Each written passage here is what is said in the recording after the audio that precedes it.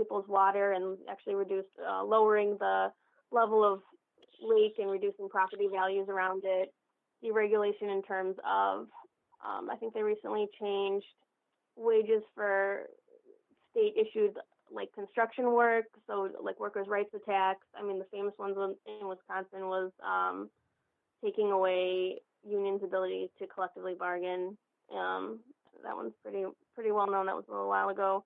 Just a lot of things that seem to be taking away from the people of Wisconsin and their ability to really, as Matt said, kind of have like a well-paying job and sustain for their family, and have an environment that's not polluted. Those things, a lot of them were put in place after a hard-fought battle to protect the citizens of Wisconsin. I just see that kind of going backwards. And this is Sophie. I'd say also education is a pretty important issue in Madison right now. The University of Wisconsin in Madison is like the flagship university system in Wisconsin, and the legislature has been cutting the budget. That's really unfortunate because UW is sort of like a really, really, really good school and like one of the crown jewels of the state school systems in this country. So a lot of people are worried about the funding for the university system here. I'd throw K-12 into that mix as well, with coming out of Walker's election in 2011 when they cut $563 per pupil from a school district budget, so they had to go out to referendum just to keep operating in a lot of cases. Now they've put restrictions on when you can or can't have referenda on the ballot. They're definitely siphoning off money to unaccountable voucher schools, to their school choice program. A lot of those have kind of hampered the economic outlook of the state, and why you see stagnating jobs and a lack of companies that want to come here without being bribed, like Foxconn. Mm-hmm. Absolutely. I think education also speaks to the overwhelming victory for Tony Evers we saw in the spring of 2017, where he dominated statewide to be reelected for state superintendent, running a progressive pro-public school campaign. Yeah, winning 70% of the vote. Yeah, he did outstanding.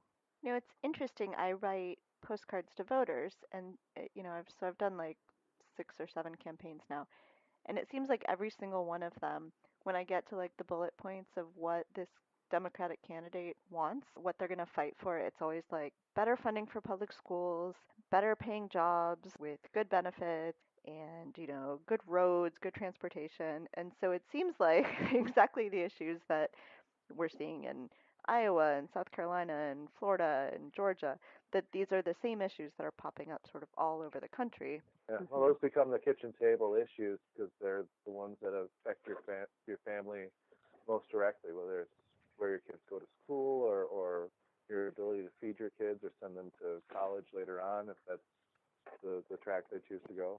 Well, and so it seems like that is a really potentially winning strategy for Democrats, to really focus on those issues and how Democratic policies are going to help people provide for their families and, get good schooling and all of that. So I was surprised when looking. I would have thought, just anecdotally, that Wisconsin would have a high unemployment rate, but it looks like it's incredibly low right now. Mm-hmm. So CNN Money had an article about Foxconn. This is just from a few days ago, and it cited the unemployment rate in Wisconsin at 3.2%, which is very, very low. So it's interesting that, that in a state that has a large rural population, in a state that we're hearing about these kinds of issues about, healthcare and things like that, that it's a state with such low unemployment. Do you think there's anything that number is maybe hiding a little bit? Are wages still fairly low despite the low unemployment? Are people working the kind of jobs they want to be working? I think, in the unemployment number, it doesn't talk about that wages have been stagnant in Wisconsin since Governor Walker was elected. Okay. People can have a job, but if you have to work 60 hours at your job or have 2 jobs so that you can afford to have your house and pay for your health care, then it's not really the job that really takes care of you and your family. Mm-hmm. And I expect Governor Walker to be touting that number a ton, but he's not going to be touting the fact that the average middle class family is not doing any better today than they were the first time he ran. And then the unemployment numbers vary greatly depending on what area of the state you're in. So if you're on the north side of Milwaukee, that unemployment number is 20% or better. If you're in places like Pepin, Wisconsin, it's like 15 to 16%. So it just kind of depends on where you are regionally, what's available for folks, and there's always going to be disparity in that.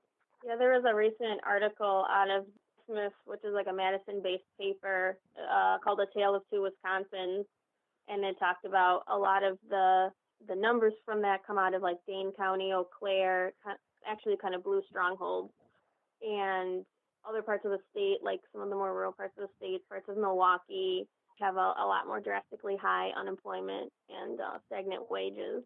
So like Matt said, if you can't really afford to live off of what you're making, but you're working 40 hours a week, can you really call that full employment or like a full, job that puts you at ease and gives you economic security? Mm-hmm.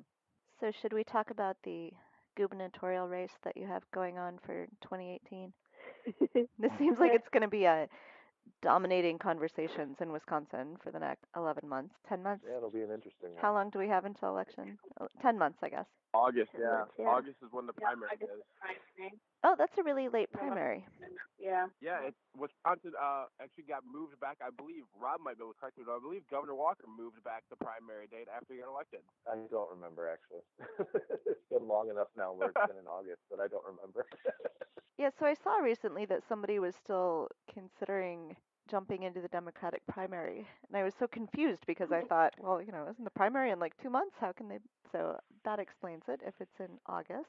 So how many people currently are running for the Democratic nomination for governor? Is it 14 or 15? I think it's I don't know the exact number, but I think it's the largest number that have like ever run since they started elections in Wisconsin or something. Like, it's huge. I think if you're looking at just people who filed the declaration of candidacy, I do believe it's over 20. Okay. Are you running yet, Matt? I'm not. I'm on the fence. I just need to know where to send my contribution. And is there anybody challenging Scott Walker on the Republican side? Not that I've heard of Not yet. that I'm aware of. I'm sure there'll be a couple people on there, but nobody will know who they are, and they'll get a few hundred votes. So from everything I hear, Scott Walker is not very popular. Do we think he's going to get reelected? Well, that kind of remains to be seen. I mean, it depends on what happens in that Democratic primary. If the candidates continue to get along and don't get into infighting, and whoever wins that primary comes out strong, and the other candidates turn around and back them right away and unify the base, I think we'll be in a good position. Definitely the mood of the country and the state particularly is a bit populist at the moment, which is why Bernie Sanders did well during the presidential primary here. It's what kept Trump afloat here, even though you can point to X, Y, and Z as to why he actually won. So as long as they're fighting for those kitchen table issues of economic justice and equal access to education and all those things, I think we'll have a very good chance of unseating Governor Walker. However, incumbent governors traditionally do get reelected, so it's not going to be an easy thing. And I do think Walker's at one of his weakest points since he got elected the first time. I mean, we got to remember, just a couple years ago, he ran a 71-day long presidential campaign where he delayed the state budget. He was never in the state, and it really showed the voters of Wisconsin where he puts his priorities. He wasn't even announcing for sure if he'd run again because he was too busy running for president for 71 days, the third shortest presidential campaign in modern history. So I think he now has to justify to the voters of Wisconsin not only his long-standing policies that haven't produced what he said they would produce, but that he actually cares about them and not just his own future political aspirations. So what is his approval rating right now? Does anyone know? I think the last time around 40%. Yeah, it's hovering right around there. I don't know what it is exactly right now, but I know it fell off a cliff during the presidential campaign. It really hurt him here. He dipped into the high 30s, and I think he's just slightly higher at this point. And he had a situation this summer with the state budget again, where he didn't do anything to facilitate getting the budget he proposed passed. And the Republicans in the Senate and the Assembly fought for how many weeks after the budget was supposed to have been passed? I forget. It's like, I think we were the last state to pass a budget this year. Right. It was one of the longest stretches in state history that it took to pass, I believe. So kind of it's something definitely for candidates to point to as far as his ineffective leadership. Even though he has blanket authority with the Republican state Senate and the Republican Assembly, he still can't get his budget passed on time. Correct me if I'm wrong, but I don't think voters were super happy with Foxconn either, regardless of what party they were with. I mean, I think Republicans maybe favored a little bit more, but even the approval ratings weren't very high with that. Right, right. So I know this is something that people in Wisconsin know a lot about, but can someone explain to those of us who are not in Wisconsin what the Foxconn deal is?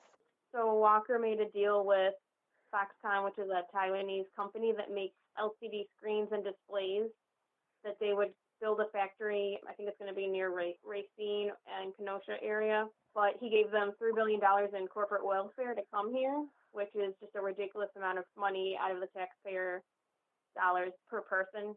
And it's going to take probably about 25 years to break even. So the kids I don't even have yet will be going to college before this paid off for our state.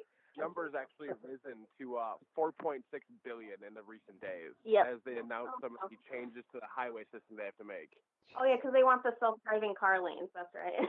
Yeah, they want us to redo a lot of our major highway system that Walker has originally delayed, which has added another 1.6 billion onto the handout. And the reason that he went for it was because it's supposed to make a certain number of jobs. However, the track record of this company is a lot of worker abuse, and like their company in Taiwan has suicide nests around the building because workers keep jumping out of windows because the conditions are so terrible.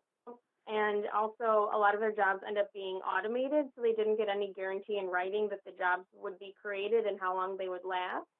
So there's a good chance they might start with a certain number of jobs that are very quickly after that automated and replaced with robots. And apparently I had read this in the State Journal a few weeks ago that they had done this, that they had previously agreed to create a factory somewhere and then created the factory, and then there were only like 10 jobs or something ridiculous that came out of it. So this is something that they've done before, which I think worries a lot of people. Yeah. Yeah, that was in Pennsylvania they screwed over. Absolutely. I think we as Democrats this year really need to focus on a couple aspects of this. One, the complete absurdity of how it started, that the original agreement was written on a bar napkin. And then, talking about this $4.6 billion, we need to look at, we're giving this to an out-of-state corporation to come in and develop something without many guarantees, without a full knowledge of how it's going to affect the surrounding communities. When in reality, we have mom and pop shops on Main Street who could be thriving if we gave $4.6 billion in incentives and subsidies to rebuilding our infrastructure and helping these small businesses grow our economy locally and really kickstart our economy and thrive Wisconsin to build these better jobs instead of giving them to an unaccountable out-of-state corporation. Well, and according to this CNN Money article, Foxconn is being allowed to skip state environmental rules and oversight, which seems extremely problematic. It's kind of what you've seen for years on the Republican side as far as how they treat different types of business. They kind of lump them all in together and say, all business is good business, and we're going to give you this kind of break, but all the breaks go to the top, just like they do with what they passed with their tax bill. They treat business the same way, and the small business owner doesn't realize a lot of times how badly they're getting played by these Republicans, because they think the Republicans love them because they're a business, even though they're not